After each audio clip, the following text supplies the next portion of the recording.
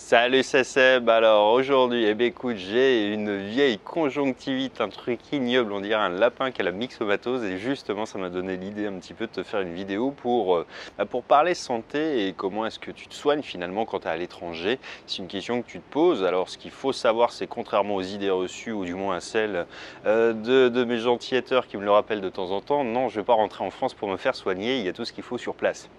Évidemment, il vaut mieux avoir une assurance santé pour ça.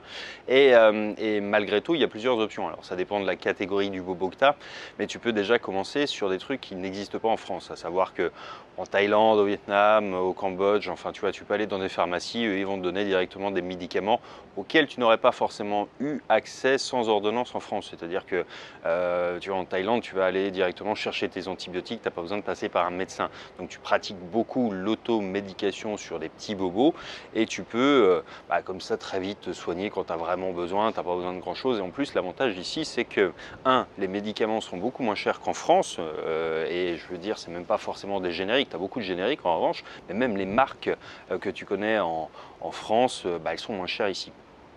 Politique d'industriel.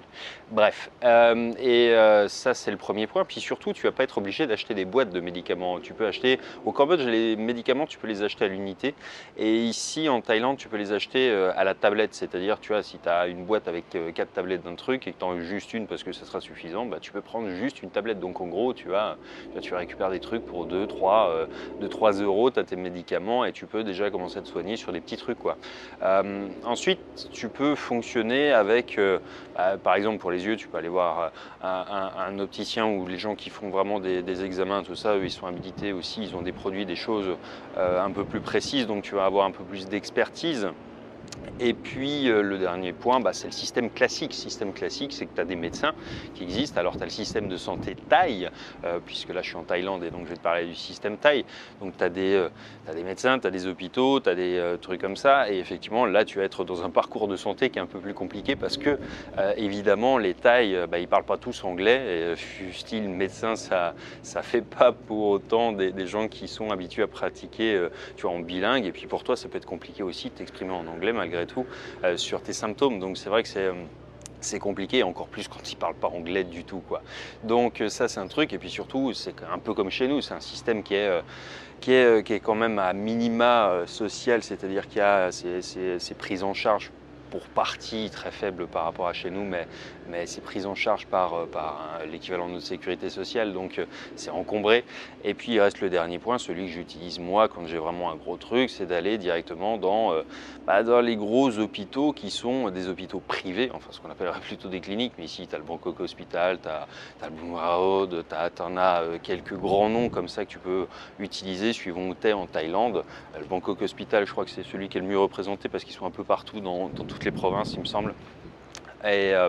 Et du coup, en revanche, c'est relativement cher. C'est-à-dire, évidemment, là, tu ne vas pas trouver des tailles, les tailles moyennes. Tu vas trouver des tailles aisées, très aisées, riches, qui vont se faire soigner là-bas, parce que ça coûte beaucoup trop cher par rapport à ce que gagnent les gens sur place, et parce que c'est pas remboursé. Nous, en tant qu'expatriés avec des assurances santé adéquates, c'est des trucs qui sont pris en charge. Alors évidemment, tu ne vas pas te faire rembourser. Enfin, si, tu peux te le faire rembourser sur la médecine courante, mais il faut que tu aies une assurance santé adaptée à ça. Moi, c'est pas ce que j'ai une assurance santé qui me couvre sur les gros bobos, et tu vois, le reste, ça te coûte 3 fois rien d'aller voir un pharmacien et de prendre tes médicaments, donc c'est pas forcément nécessaire. Après, les forfaits dentaires, c'est la même chose, c'est-à-dire alors ici, en revanche, par contre, tout ce qui est dentaire coûte beaucoup moins cher, et là, pour le coup, c'est même intéressant de venir depuis l'étranger pour la Thaïlande, parce que tu vas pouvoir avoir des implants pour pas très cher, enfin pour beaucoup moins cher qu'en Europe. Ils sont plutôt reconnus pour ça et plutôt bien formés également. Voilà pour ça. Pour les opticiens également, en Thaïlande, au Vietnam, au Cambodge aussi, tu peux te faire des lunettes pour des budgets qui sont records, enfin avec des lunettes de vue à ta vue, des verres compris pour 50, 60, 70 balles, mais surtout au Cambodge, c'est en 2-3 heures quoi, que tu repars avec. T'as pas de 6 mois d'attente, le temps d'avoir tu vois, un rendez-vous avec un spécialiste. Ici, c'est à peu près pareil. Tu vois, sous 24 heures, tu as tes lunettes, tu as ta vue qui sont prêtes. Quoi.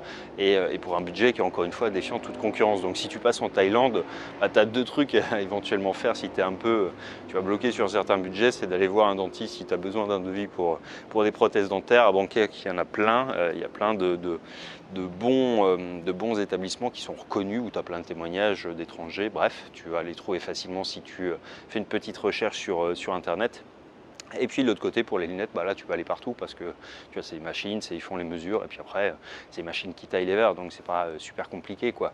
C'est juste qu'ils ont effectivement la main d'œuvre qui est pas chère, ils ont les verres qui viennent de Chine, bon un peu comme les opticiens en France, mais les marges en moins quoi.